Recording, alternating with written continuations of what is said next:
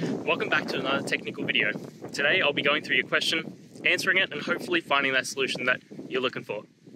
Guys, remember to stay just a little bit crazy like me, and hopefully you work through that resolution. Let's continue on.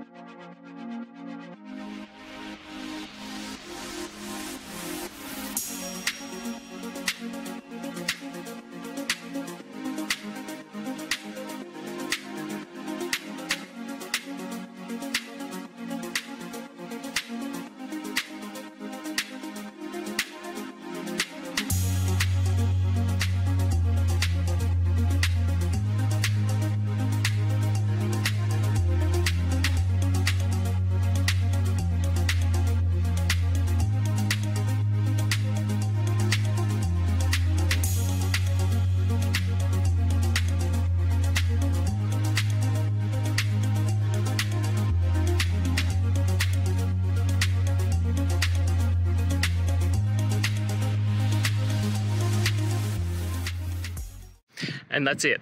I hope you found the solution that you're looking for. If you did, please hit subscribe. I'd really appreciate it. And until the next time that you need technical help, I hope you have a good one. Cheers.